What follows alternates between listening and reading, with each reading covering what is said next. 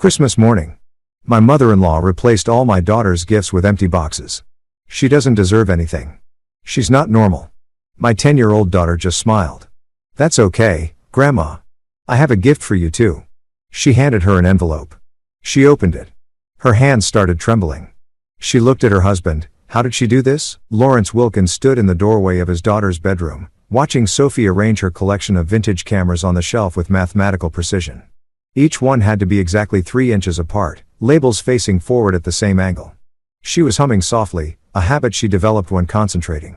At 10 years old, his daughter possessed a mind that worked differently than most, cataloging details, remembering conversations verbatim, seeing patterns where others saw chaos. "Dad, you're standing in the observation position again," Sophie said without turning around. "That means you want to talk, but you're worried about something." Lawrence smiled despite himself. Her autism spectrum diagnosis had come when she was 5, shortly after her mother, Laura, died. The doctors called it high functioning, but Lawrence never liked that term. Sophie wasn't functioning at anything. She was brilliant, observant, and honest to a fault. She simply experienced the world through a different lens. "Just admiring your organization skills," he said, stepping into the room. "Listen, kiddo. Grandma Beatrix and Grandpa Douglas are coming for Christmas this year." Sophie's hand stilled on a vintage Polaroid camera. Her shoulders tensed slightly. The only outward sign of her distress. "Grandma doesn't like me." "That's not true." "Dad." Sophie turned her gray eyes meeting his. "You taught me that honesty is important. Grandma Beatrix told me last Easter that I killed her daughter and that I'm not a real person because my brain doesn't work right. She said it at 2:47 p.m. while you were getting drinks from the kitchen. I remember because that's when the grandfather clock chimed." Lawrence felt his jaw tighten. He'd suspected Beatrix's cruelty ran deeper than the occasional barbed comment he'd witnessed, but hearing it confirmed made his blood boil. His late wife Laura had been nothing like her mother. Where Laura was warm and accepting, Beatrice Miranda was cold and judgmental. Where Laura celebrated differences, Beatrice demanded conformity. "Why didn't you tell me?" he asked quietly. "Because you already look sad when you look at me sometimes. I didn't want to make it worse." Sophie turned back to her cameras. "Besides, I've been documenting it. You taught me that documentation is power. You're a documentary filmmaker. I'm following your example." "Lawrence, move closer." "What do you mean documenting?" Sophie pulled a small voice recorder from her desk drawer. "I record things, conversations, dates, times. I have 17 separate incidents recorded over the past 3 years. Would you like to hear them?" As Lawrence listened to his daughter play back clip after clip of Beatrix venom, calling Sophie broken, defective, God's punishment for Laura's sins, he felt something shift inside him. He'd spent the 5 years since Laura's death, trying to be both parents, trying to shield Sophie from a world that didn't understand her. He'd been patient with Beatrice, making excuses for her grief, hoping she'd eventually accept Sophie. That patience had been a mistake. "Play the one from last Christmas," Lawrence said, his voice flat. Sophie's fingers found the right file immediately. Beatrix's voice filled the room, sharp and cutting. "Douglas, look at her rocking back and forth like an animal. This is what Laura left us with. A defective creature that can't even make eye contact. We should have institutionalized her when we had the chance."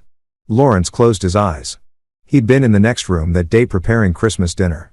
He'd had no idea. "There's more. Sophie said she talks to Grandpa Douglas about taking me away from you. She says you're not capable of raising me properly because you work too much. She's been calling people lawyers, I think. She mentions custody proceedings in 6 different recordings." The anger in Lawrence's chest crystallized into something colder, more calculated. Beatrice Miranda wasn't just a grieving mother taking her pain out on an innocent child. She was actively trying to destroy their lives. To rip Sophie away from the only parent she had left. "Sophie," he said carefully. "How would you feel about turning this documentation into a project? Something more comprehensive?"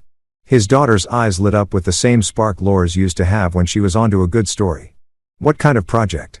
"The kind that protects us. The kind that makes sure Grandma can never hurt you again." Over the next 2 weeks, Lawrence and Sophie worked together in a way that reminded him painfully of the documentaries he used to make with Laura. Before Sophie was born, they'd been a team. Lawrence behind the camera, Laura conducting interviews. Both of them chasing stories about ordinary people doing extraordinary things. Laura's death from an aneurysm when Sophie was 3 had ended that chapter of his life.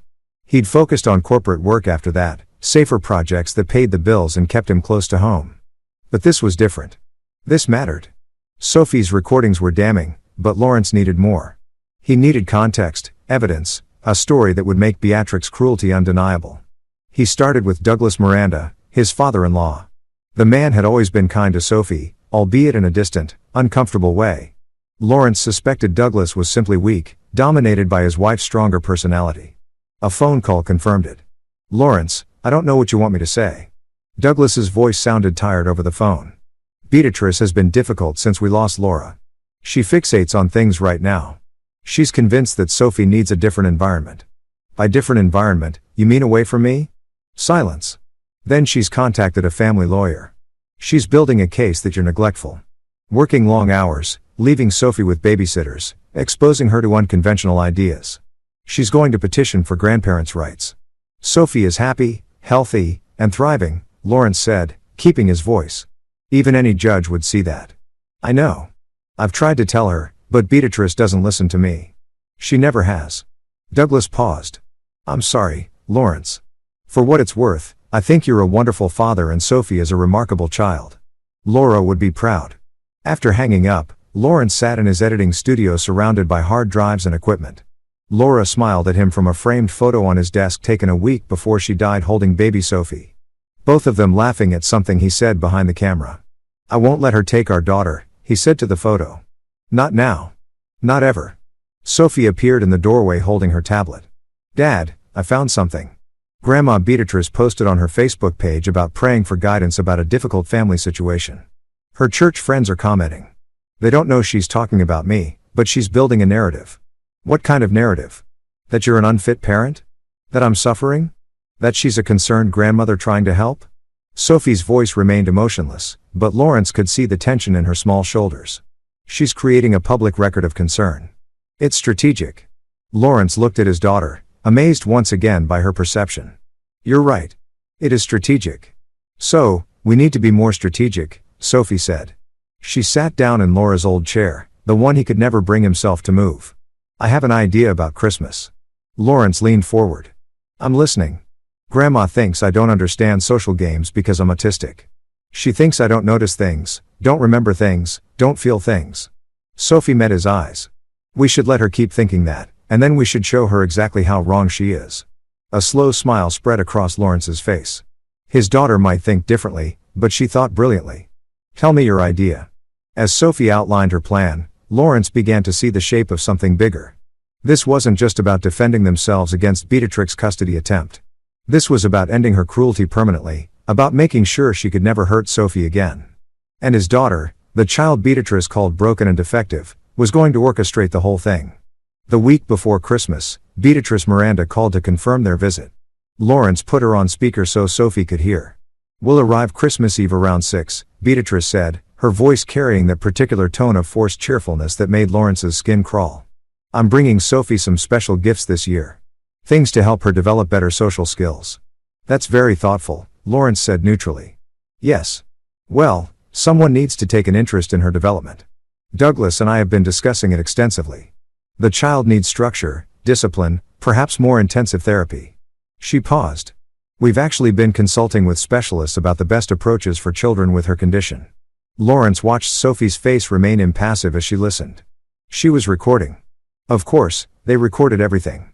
"Now, Sophie's doing very well with her current therapist."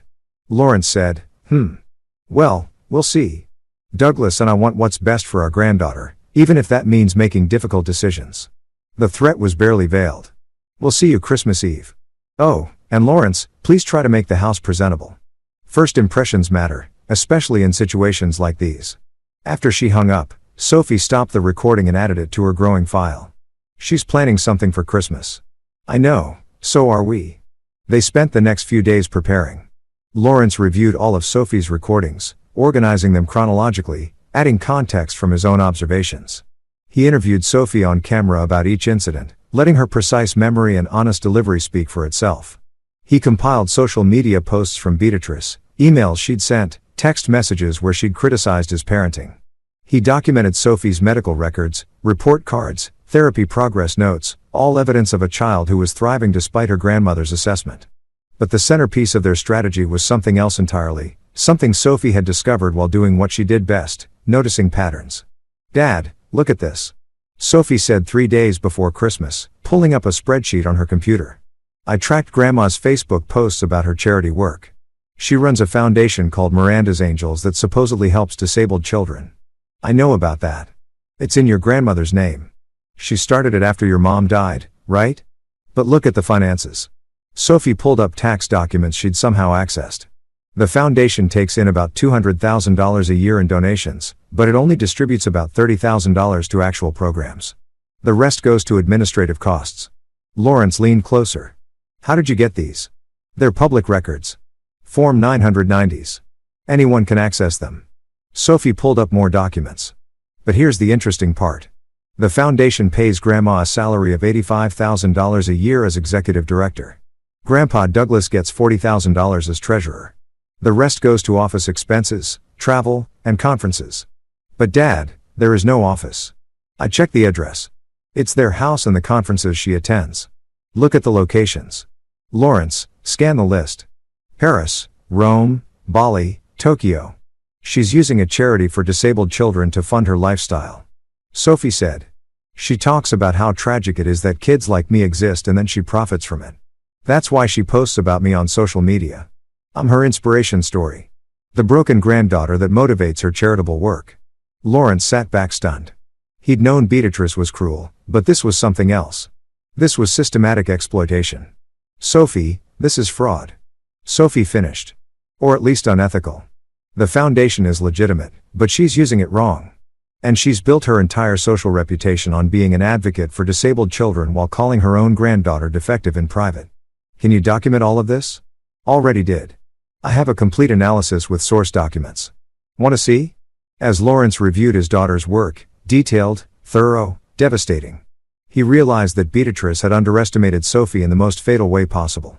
She'd assumed that because Sophie's brain worked differently, it worked worse. She'd never considered that different might mean better at certain things, like pattern recognition, like documentation, like seeing through lies. We're going to need one more thing, Lawrence said slowly. We need her to reveal herself completely on camera. In a way she can't deny or explain away, Sophie nodded. That's where the Christmas presents come in. I have an idea, but you're not going to like it. Tell me anyway. We let her do something really bad, something undeniable. We give her the opportunity to show everyone exactly who she is. Sophie's voice was calm, analytical. I can handle it, Dad. I've been handling her for years. But this time, the whole world will see. Lawrence wanted to protect his daughter from more of Beatrix's cruelty. Every instinct screamed against deliberately exposing her to it. But Sophie was right. The only way to end this permanently was to let Beatrice reveal her true nature in a way that couldn't be explained away or excused. Okay, he said finally, but we do it my way with safeguards. And the moment it goes too far, you stop it. I know. Sophie smiled slightly. Dad, I'm not scared of Grandma. I used to be when I was little, but now I understand her. She's just a person who needs to feel superior to feel happy. And people like that make mistakes when they think they're winning. Lawrence pulled his daughter into a hug. She tolerated it for exactly 15 seconds, her usual limit, before pulling away. But she was smiling. Let's finish the preparations, he said. Christmas is in 3 days, and your grandmother has no idea what's coming. Christmas Eve arrived with fresh snow and the scent of pine from the tree Lawrence and Sophie had decorated together. They'd spent the day preparing the house, cooking Laura's traditional recipes, and making final technical checks on their equipment. Hidden cameras were positioned in the living room, dining room, and near the Christmas tree. Audio recorders were placed strategically. Lawrence's professional equipment was ready to capture everything in high definition. Sophie had wrapped empty boxes in festive paper and placed them under the tree with her name on them, just as Lawrence had instructed. The real presents. Thoughtful gifts that Lawrence had carefully chosen based on Sophie's current interests in vintage photography and astronomy were hidden in his bedroom closet. Are you sure about this? Lawrence asked for the 10th time as they waited for Beatrix and Douglas to arrive. Dad, stop asking. I'm sure. Sophie adjusted her sweater, a red one with a reindeer that Laura had bought years ago. She wore it every Christmas. Remember, I need you to stay calm no matter what Grandma does. If you lose your temper, it won't work. I'll stay calm. Promise. I promise. The doorbell rang at exactly 6 o'clock. Douglas stood on the porch holding a poinsettia. His kind face weathered by years of deference to his wife. Behind him, Beatrice carried wrapped presents and wore an expression of practiced grandmotherly warmth that didn't reach her eyes. Merry Christmas, Beatrice said, sweeping into the house. She barely glanced at Sophie, who stood politely near the stairs. Douglas, put those packages under the tree. Lawrence, the house looks adequate. You've made an effort at least. Merry Christmas, Beatrice. Douglas. Lawrence took their coats. Dinner will be ready in about an hour. Douglas approached Sophie cautiously. Hello, sweetheart. How are you? I'm well. Thank you, Grandpa Douglas. How was your drive? Sophie's responses were perfectly appropriate, her tone measured. She'd been practicing social scripts with her therapist for years. Oh, the roads were fine. Sophie, stand up straight, Beatrice interrupted. And look at your grandfather when he's speaking to you. We've discussed proper manners. Sophie adjusted her posture slightly, but didn't make eye contact, something her autism made extremely difficult and uncomfortable. Lawrence washed Beatrix's lips thin with disapproval. The evening proceeded with tense civility. Douglas made genuine attempts at conversation with Sophie, asking about school and her hobbies. Beatrice maintained a facade of grandmotherly interest while making small, cutting remarks that Sophie absorbed without reaction. She's still doing that odd humming thing, Beatrice commented to Douglas as if Sophie weren't there. So disconcerting. I find it soothing, Douglas said quietly. Laura used to hum the same way when she was concentrating.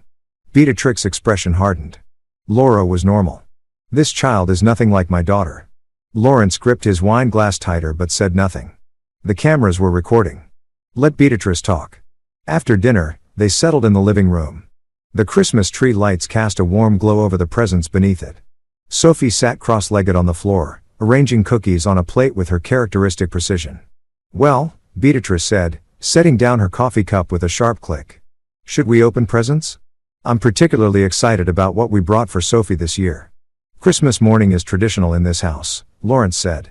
We open them tomorrow. Nonsense. We're here now. Besides, I'd like to see Sophie's reaction to her gifts. Beatrix's smile was predatory. I put a lot of thought into them. Douglas shifted uncomfortably. Beatrice, maybe we should wait. Douglas, please. Beatrice stood and walked to the tree. She began pulling out the presents with Sophie's name on them, the empty boxes Lawrence and Sophie had planted. Here we are. Sophie, dear, come open your presents from Grandma. Sophie looked at Lawrence, who nodded slightly. She approached the tree with her characteristic precise movements, sitting down in front of the pile of wrapped boxes. Beatrice settled back into her chair, Douglas beside her looking increasingly uneasy. Go ahead, dear. Open them. Sophie carefully unwrapped the first box, her movements methodical. She removed the paper, opened the box, and looked inside at nothing. No reaction crossed her face. She set it aside, and reached for the second box. What is it, Sophie? Beatrice asked, her voice dripping with false sweetness. What did Grandma get you? Sophie opened the second box empty. Then the third empty, fourth, fifth, sixth, all empty. She lined them up in a neat row, arranging them by size, her face serene and untroubled. Lawrence felt his hands clench into fists. He wanted to throw Beatrice out of his house to scream at her for her cruelty, but he'd promised Sophie he'd stay calm. This was part of the plan. Sophie, Beatrice said, leaning forward. Don't you have anything to say? Aren't you disappointed? Sophie looked up at her grandmother, her gray eyes clear and direct. Why would I be disappointed, Grandma? Because there's nothing in the boxes, you silly girl. Don't you understand? There are no presents for you. I understand, Sophie said calmly. And how does that make you feel? Sophie tilted her head, appearing to consider the question. I feel that this is consistent with your previous behavior patterns. You've told me 17 times over the past 3 years that I don't deserve nice things because I'm not normal. This is you demonstrating that belief through action. It's actually very predictable. Beatrix's expression faltered for just a moment before hardening into anger. How dare you speak to me like that? You ungrateful broken little Beatrix, Douglas said sharply. That's enough. No, it's not enough. Beatrice stood, her carefully maintained facade cracking. This is exactly what I've been talking about, Douglas. Look at her. No emotion, no tears, just sitting there like a robot analyzing everything. She's not normal. She's not right. And Lawrence is raising her to be even worse, filling her head with his liberal ideas about acceptance and diversity. This child needs discipline, structure, intensive treatment. She needs to be somewhere that can handle her properly. You mean institutionalized, Lawrence said quietly. That's what you want, isn't it? You want Sophie locked away somewhere you never have to see her. I want her to get proper help. And I want you to face the reality that you're not equipped to raise a child with special needs. You're gone half the time working on your little projects, leaving her with strangers. A child like this needs constant supervision, constant correction. A child like what? Sophie's voice cut through Beatrix's rant. Say it, Grandma. You've said it before in private. Say what you really think about me. Beatrix's face flushed red. You're defective. You're broken. You're the punishment for Laura choosing to have a child at her age with her health problems. God took her and left us with you. And I've had to watch Douglas and Lawrence pretend that you're something you're not. You're not special. You're not gifted. You're damaged. And you'll never be normal. And Laura died for nothing. Beatrice. Douglas was on his feet, his face white. Stop it. Stop it right now. But Beatrice was beyond stopping. Years of controlled venom poured out in a torrent. She doesn't deserve presence. She doesn't deserve happiness. She doesn't deserve this family's name. Laura was perfect and this thing replaced her. That's enough. Lawrence's voice was cold and hard. Douglas, I think you and Beatrice should leave. Oh, we're leaving. Beatrice said, grabbing her purse. And we're not coming back. Not until you face reality about that child. We're filing for custody. Lawrence, we've already spoken to lawyers. A judge will see that you're unfit, that she needs professional care. Grandma, Sophie said softly. She stood up, brushing wrapping paper from her lap. I have a gift for you, too. She held out an envelope, her hand steady. Beatrice looked at it suspiciously. What is this? It's a Christmas present from me. You should open it.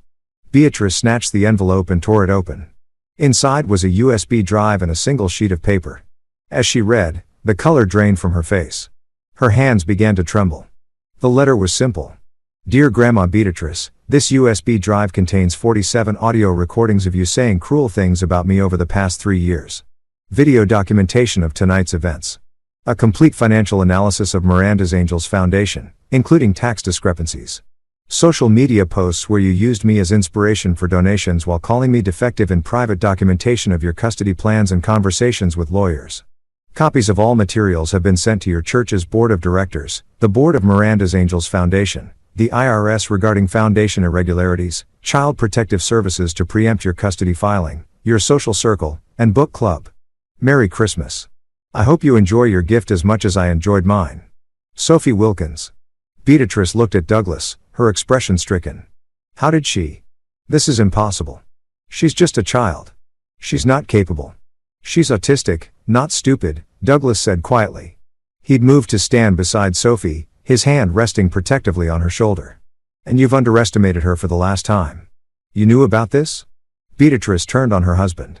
You helped her? I didn't know the specifics, but yes, I knew Lawrence and Sophie were documenting your behavior, and I told them I wouldn't stand in their way.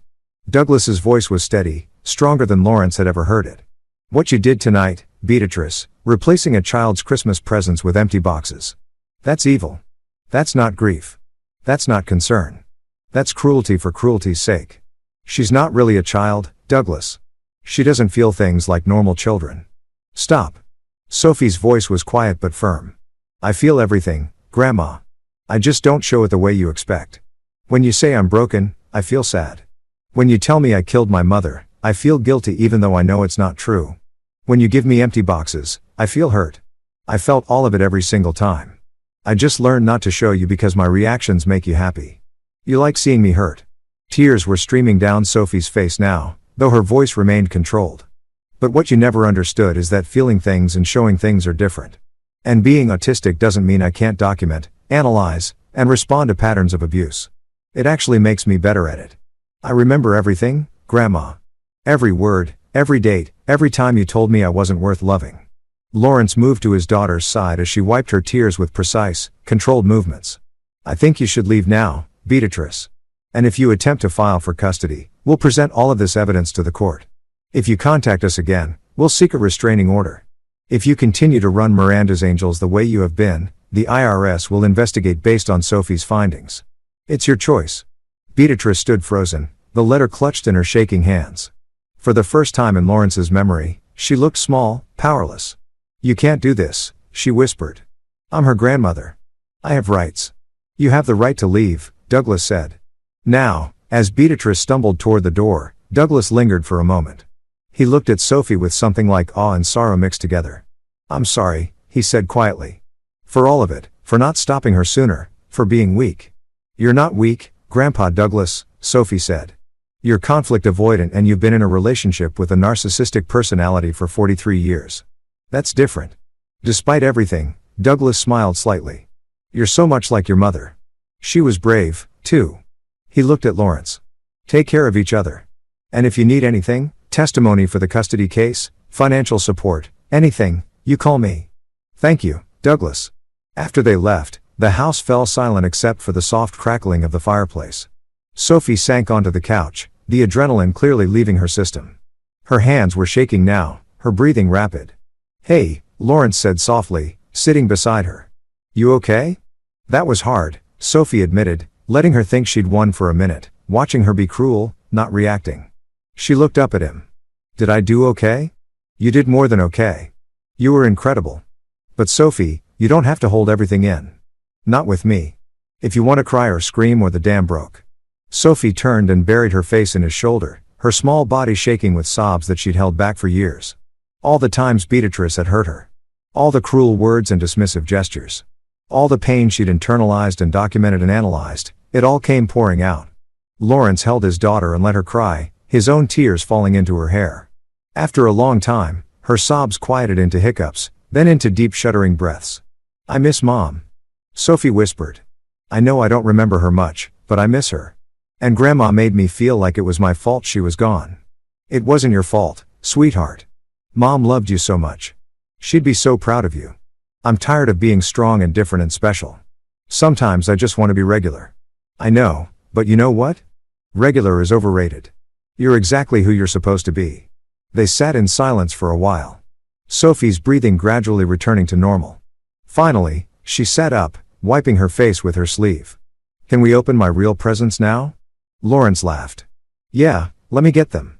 He returned with the gifts from his closet, a vintage Hasselblad camera he'd found at an estate sale, a telescope for her growing astronomy obsession, and a leather-bound journal for her documentation projects.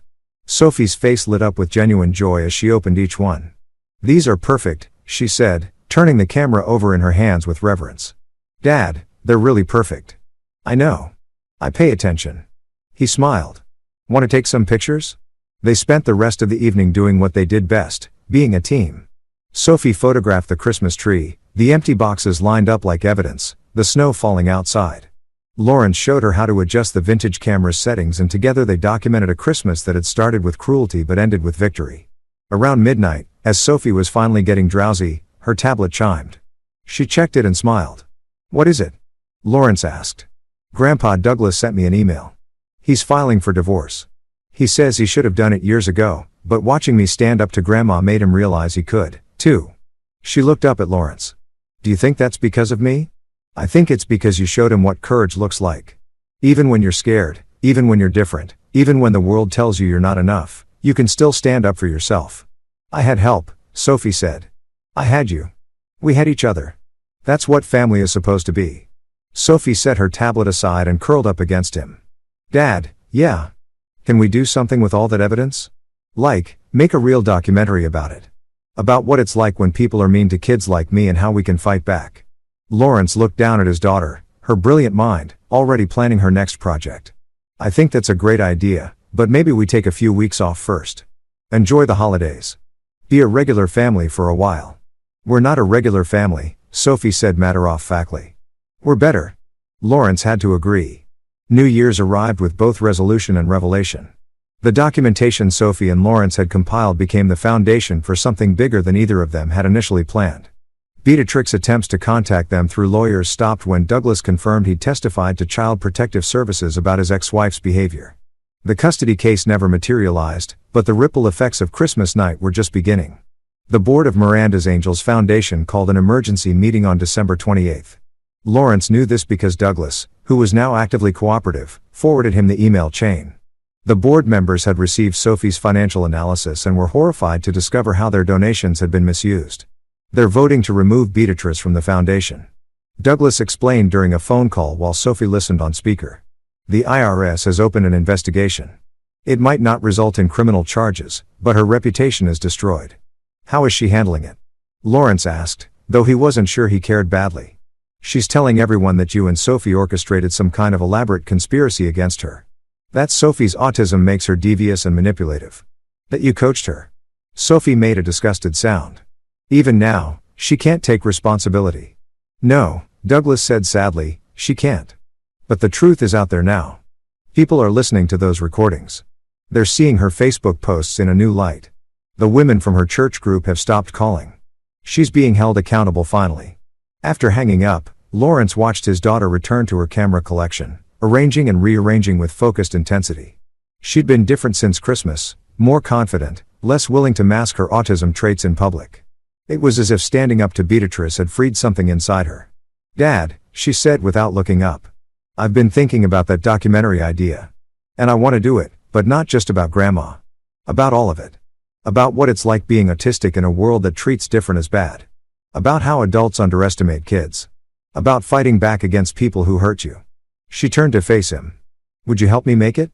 Lawrence felt his chest tighten with pride. "Of course, but it's a big project. It'll take time, research, interviews. I know. I've already started outlining it." She pulled up a document on her tablet showing a detailed production plan that would put most film students to shame. "I thought we could start with my story, then interview other kids who've dealt with similar things. Not just autistic kids. Any kid who's been told they're not good enough. That's ambitious. You always said the best documentaries are ambitious." Sophie smiled. "Besides, I have you and I'm a pretty good researcher." "The best." Lawrence agreed. They spent January planning. Sophie reached out to autism advocacy groups, support forums for families dealing with toxic relatives, organizations that worked with neurodivergent children. The response was overwhelming. Dozens of parents wanted to share their stories. Autistic teens and adults volunteered to be interviewed. Even some professionals, therapists, educators, legal advocates offered their expertise. The project grew from a small family documentary into something that could help thousands of people. Lawrence secured funding through his professional network and a small grant from a disability rights organization. By February, they were filming. Sophie was a natural on camera. Her direct communication style and analytical mind made complex ideas accessible. When she interviewed other autistic kids, she had an immediate rapport that Lawrence couldn't replicate. She understood their communication styles, their sensory needs, their ways of seeing the world. One interview in particular stayed with Lawrence, a 15-year-old named Marcus, who'd been bullied by his own stepfather for years because of his ADHD and processing disorder. The stepfather had called him lazy, stupid, worthless. Marcus had attempted suicide twice before his mother finally left and sought help. "How did you survive it?" Sophie asked him. Her camera steady. "I documented everything," Marcus said. "Like you did. I recorded the things he said. I kept a journal. And one day, I showed it all to my school counselor. She helped my mom see what was really happening." "Do you think documentation is power?" Sophie asked. "I think truth is power," Marcus replied. "Documentation is just how we preserve truth when people try to deny it." Sophie included that exchange in the documentary's central section on resilience and resistance. She was building a narrative about children who refused to accept the labels cruel adults placed on them, who fought back with intelligence and evidence rather than just emotion. By March, the footage was extensive enough to start editing. Lawrence and Sophie worked side by side in his studio, crafting a story that was both deeply personal and universally resonant. They titled it "Different Doesn't Mean Defective." The climax of the documentary was Christmas night. Lawrence had edited the footage into a devastating 8-minute sequence. Beatrix's cruelty, Sophie's calm response, the envelope reveal, Beatrix's breakdown. It was uncomfortable to watch, but undeniable in its impact. "Are you sure you want this public?" Lawrence asked Sophie as they reviewed the final cut. "Once it's out there, people will know our story." "Your story?" "I want it public," Sophie said firmly. "Because somewhere there's another kid like me being told they're broken by someone who's supposed to love them. And maybe if they see this, they'll know they're not alone. They'll know they can fight back." "You're very brave." "I'm autistic," Sophie corrected. "Which means I see things logically. Keeping this private protects Grandma. Making it public protects other kids. The logic is simple."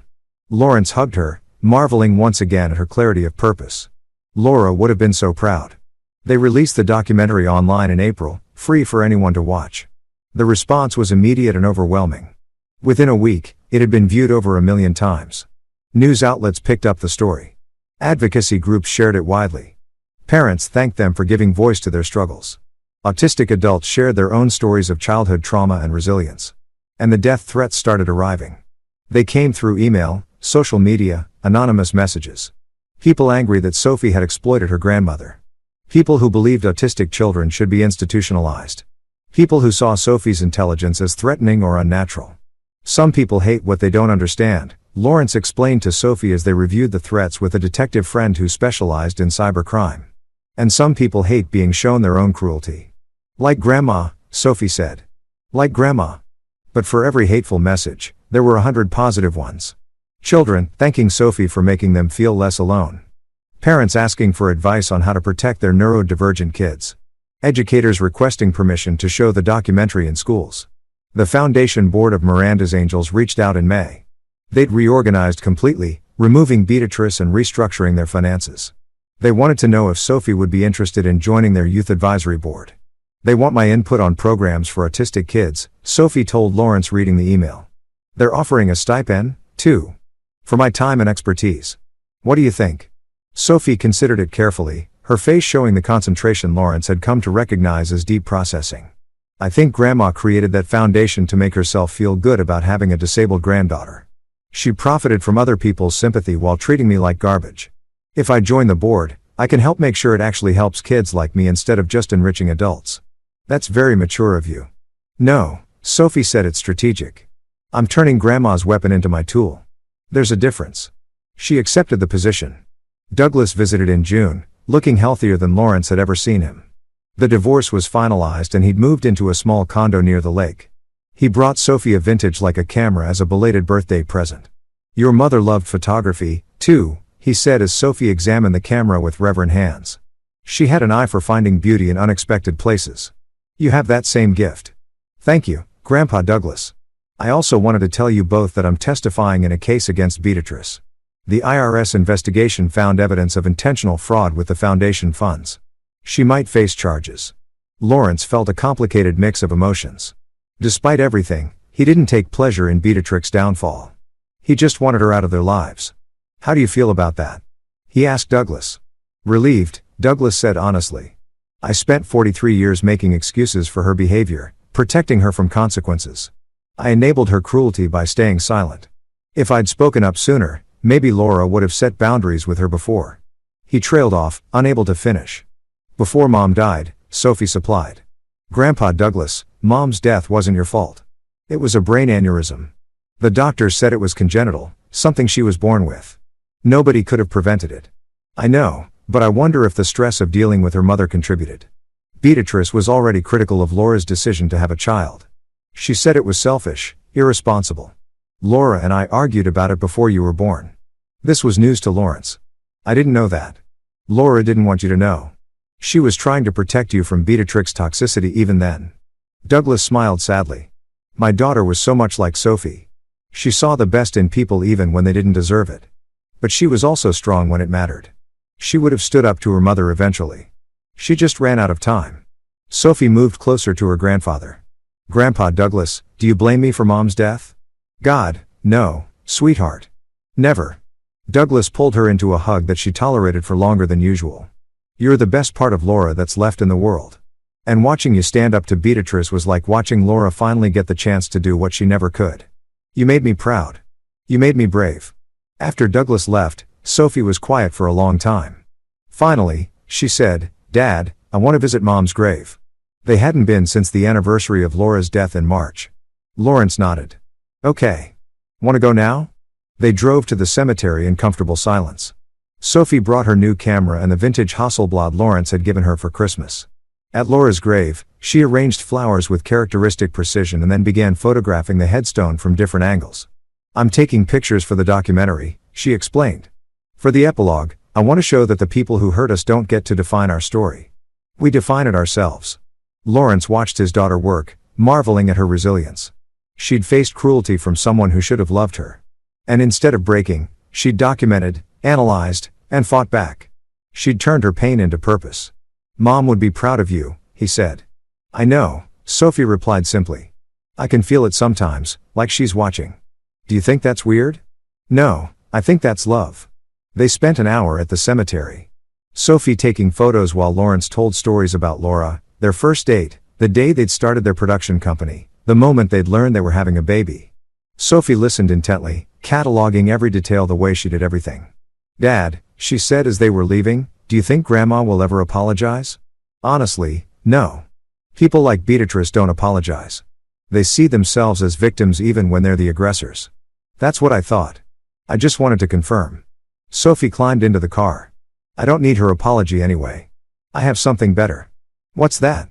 "Truth. Documentation. Victory." She smiled. "And you?" The documentary continued to gain traction throughout the summer. Educational institutions began using it in training programs for teachers working with neurodivergent students. Therapy practices recommended it to families. It was submitted to film festivals and won several awards for short-form documentary. In August, a publisher reached out about turning the story into a book. Sophie was intrigued but insisted on maintaining creative control. "I'll write it," she told the publisher during their video call, Lawrence sitting beside her for support. "I'll tell my own story in my own words, but I want final approval on everything." "You're 10 years old," the publisher said, not unkindly. "Perhaps your father could co-author." "I'm almost 11, Sophie corrected. And I've been documenting my experiences for years. I have extensive notes, recordings, and analysis. My father can help with editing and production logistics, but the words are mine. If that's not acceptable, we'll find another publisher." The publisher agreed to her terms. Sophie spent September outlining her book, creating chapter breakdowns and thematic structures that impressed even Lawrence with their sophistication. She was determined to make it more than just her story. She wanted it to be a resource for other neurodivergent children facing similar challenges. "I'm calling it Empty Boxes," she announced, "because that's what Grandma gave me. But it's also a metaphor. People see autistic kids as empty boxes sometimes. Like we're just containers waiting to be filled with their expectations. But we're not empty. We're full of our own thoughts, feelings, and experiences. We're just different boxes." "That's brilliant," Lawrence said. "I know," Sophie replied without arrogance. "I'm good at metaphors. It's an autistic trait. We often think in patterns and symbols." The book contract was signed in October. Sophie would have creative control with Lawrence serving as a project manager and editor. The advance was substantial enough to fund Sophie's college education and then some. "We should donate some of this," Sophie said, reviewing the contract, to autism advocacy organizations and to Miranda's Angels now that it's actually helping people. "That's generous of you." "It's strategic," Sophie corrected. "Money creates credibility. If I'm going to be an advocate for neurodivergent kids, I need to support the infrastructure that helps them. Plus, it'll really annoy Grandma to see me succeed with the same foundation she exploited." Lawrence laughed. His daughter's combination of compassion and calculated justice never ceased to amaze him. In November, Beatrice was formally charged with fraud related to Miranda's Angels. The case made local news and several of her former society friends gave interviews expressing shock and disappointment. Beatrice released a statement claiming she was the victim of a conspiracy orchestrated by her mentally unstable granddaughter. The statement backfired spectacularly. Autism advocacy groups rallied around Sophie, condemning Beatrice's ableist language. The documentary's viewership spiked again. Sophie's publisher moved up the book's release date to capitalize on the renewed interest. "Grandma's trying to hurt me, but she's just making me more famous," Sophie observed. "It's actually kind of funny." "Does it bother you?" Lawrence asked. "What's she saying?" Sophie considered the question with her characteristic thoroughness. "It bothers me that she still thinks being autistic makes me less capable or less credible. It bothers me that she weaponizes my neurodivergence to dismiss valid criticisms of her behavior. But it doesn't bother me personally. I know who I am. She doesn't get to define that." "You're very wise for 11. "I'm autistic," Sophie said again. "I've spent my whole life analyzing social patterns because they don't come naturally to me. I've made a study of human behavior. Grandma's behavior is textbook narcissism. Deflect, deny, project blame onto others. It's predictable." The trial was set for January. Douglas testified about years of financial irregularities and Beatrice's admission to him that she viewed the foundation as payment for having to tolerate Sophie's existence. His testimony was damning and specific. Sophie and Lawrence attended the trial but didn't testify. The evidence spoke for itself. Tax documents, recordings, emails, witness statements. The jury deliberated for less than 4 hours. Beatrice was found guilty on multiple counts of fraud and sentenced to 18 months in prison plus restitution. As the verdict was read, she stood rigid and furious, refusing to show remorse. Outside the courthouse, reporters crowded around Lawrence and Sophie. Sophie had prepared a statement with her therapist's help. I didn't do this for revenge, she said, reading from a card. I did it because documentation and truth are powerful tools against abuse. People who hurt children, whether through physical abuse, emotional abuse, or financial exploitation, need to face consequences. My grandmother taught me that being different is something to be ashamed of.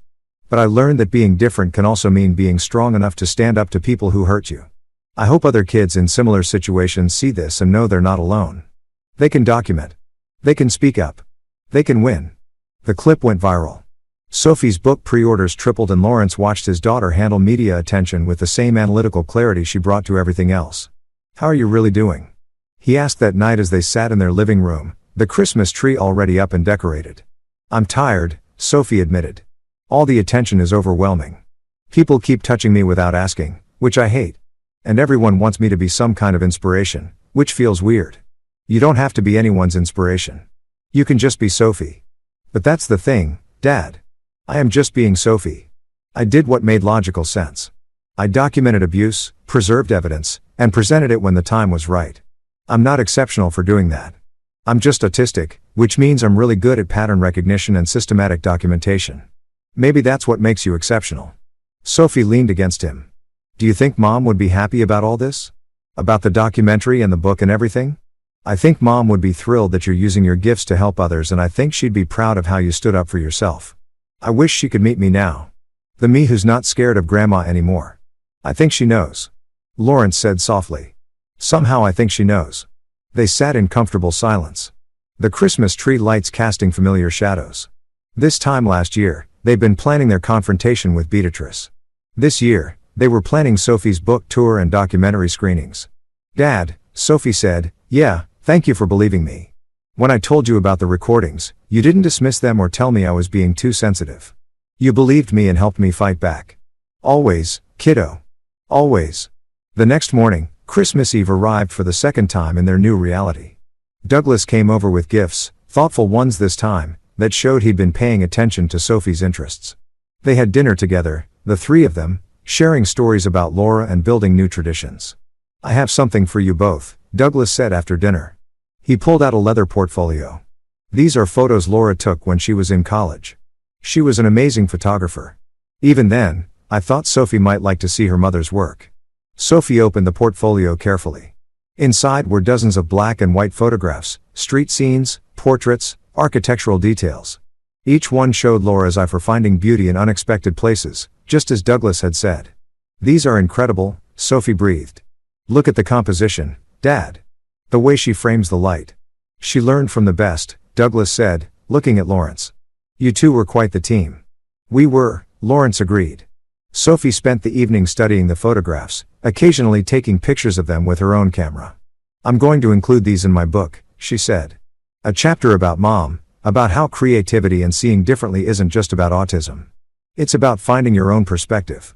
She would love that, Douglas said. That night after Douglas left, Sophie and Lawrence sat by the tree again.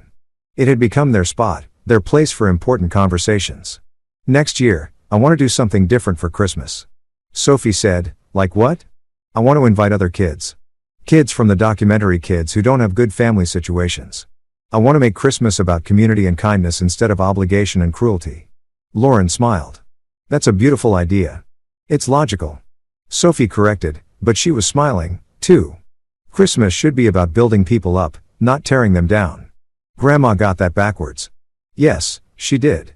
Sophie pulled out a wrapped box from behind the tree. I got you something. Open it. Inside was a framed photograph, one Sophie had taken on last Christmas night. It showed Lawrence sitting in his editing studio. Laura's photo on his desk, his face illuminated by the monitor as he worked on documenting Beatrix's cruelty. The caption in Sophie's precise handwriting read, "The moment I knew we'd win." Lawrence felt tears sting his eyes. Sophie, it's my favorite picture I've ever taken, she said. Because it shows what love looks like. You protecting me, fighting for me, being my partner.